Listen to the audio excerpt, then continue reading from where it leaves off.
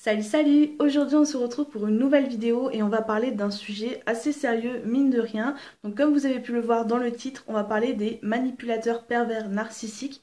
On peut aussi les appeler manipulateurs émotionnels ou juste pervers narcissiques tout seul, donc des PN.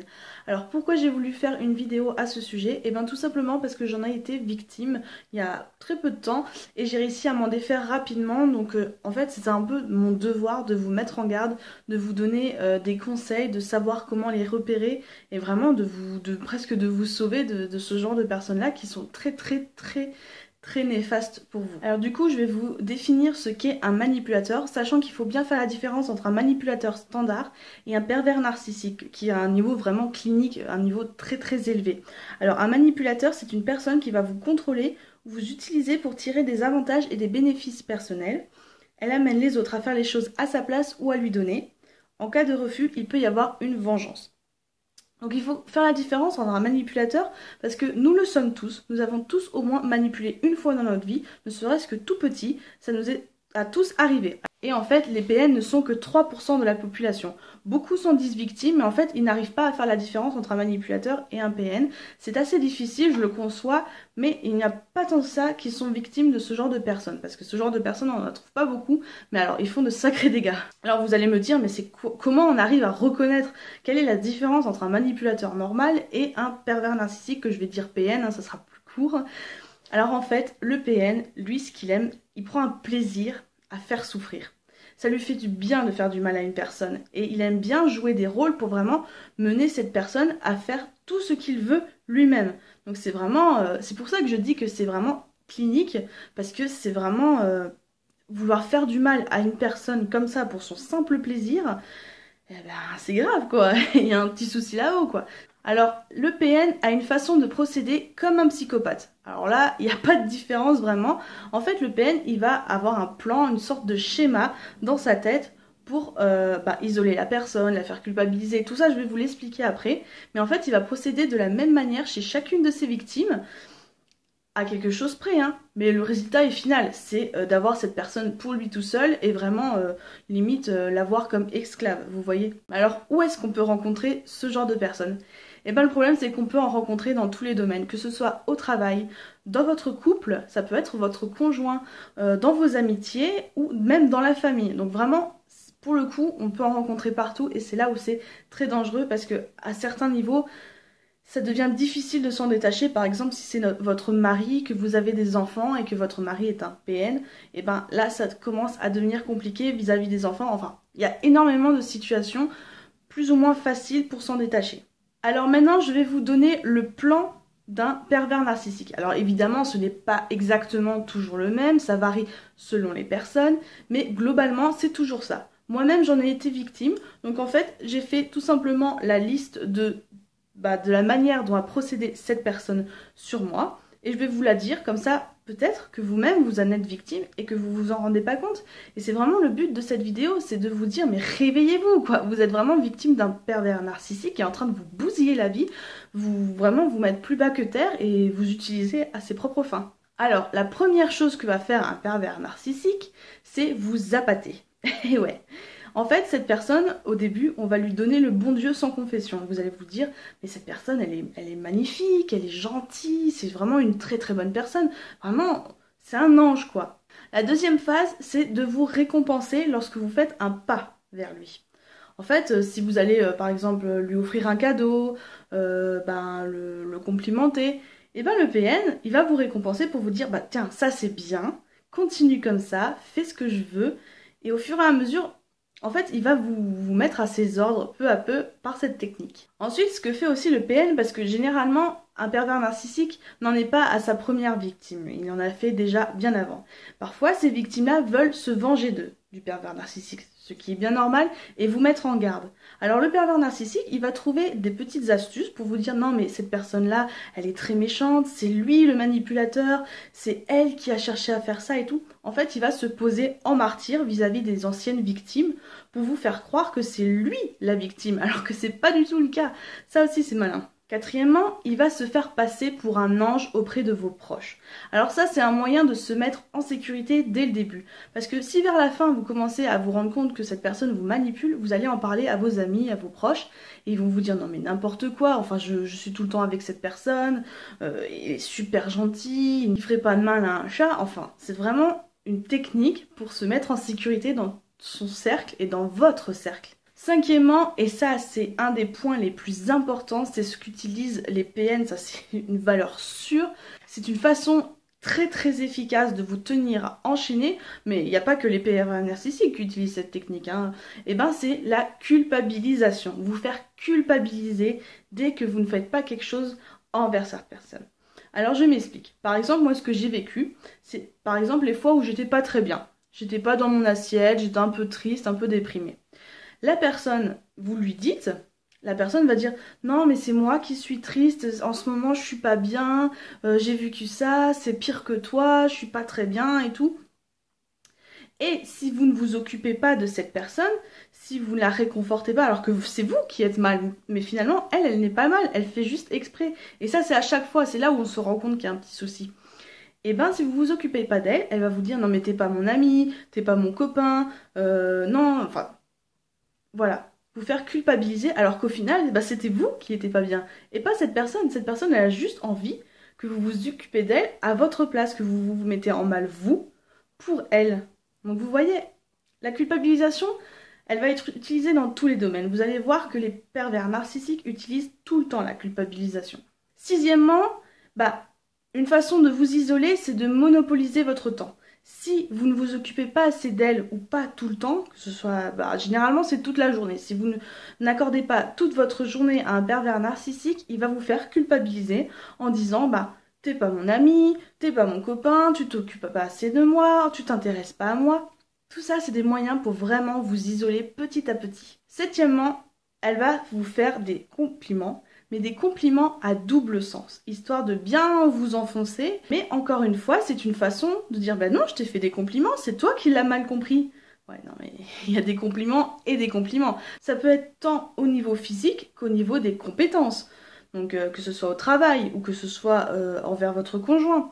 Et en fait, cette personne-là va se mettre en avant. Par exemple, si vous avez un manque de confiance en vous et que votre PN est soi-disant votre ami, elle va vous dire ah regarde, tu me trouves pas jolie et tout, ah mais là je suis bien, elle va prendre des photos sexy d'elle et tout, et vous les montrer pour vous faire sentir inférieur. Huitièmement, le pervers narcissique va vous empêcher d'être heureuse. Par exemple, si vous allez, je sais pas, à un concert, à un restaurant entre amis, la personne, le pervers narcissique, va vous faire croire qu'il se sent mal à ce moment-là. Et c'est à chaque fois le cas. Bizarrement, cette personne se sent tout le temps mal.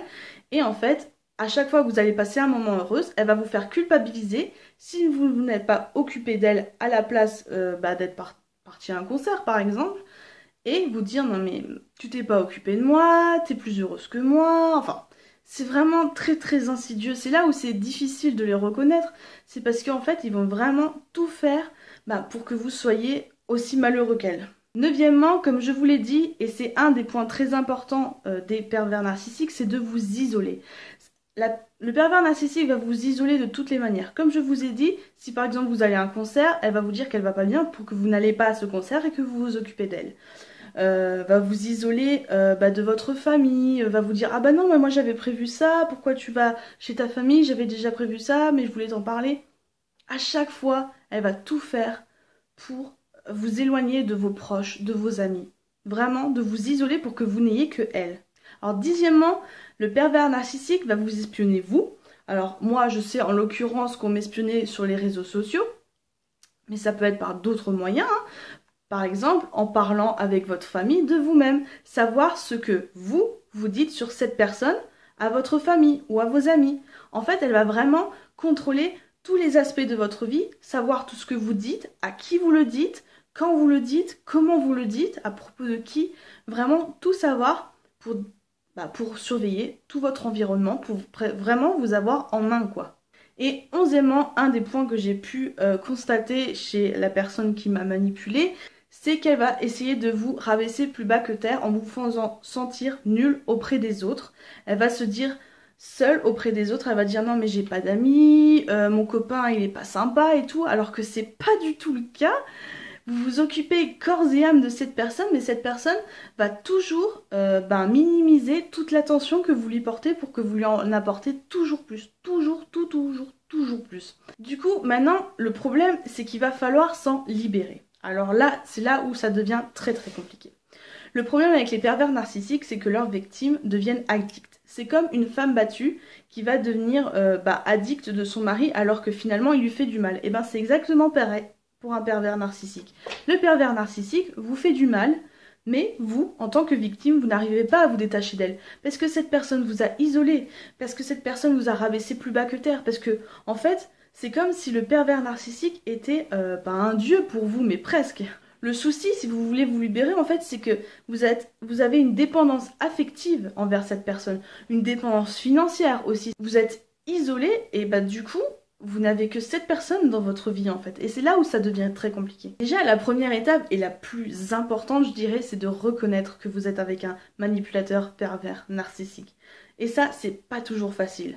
On se rend pas compte. On est tellement embrigadé dans ce schmilblick, si je peux dire, qu'on se rend pas toujours compte. Mais le reconnaître, c'est déjà une super grosse étape parce que vous allez pouvoir procéder à ce qui va suivre. Alors, vous avez deux choix pour vous libérer d'un pervers narcissique. Soit vous confrontez, ce qui n'est pas du tout facile pour le coup, soit fuir.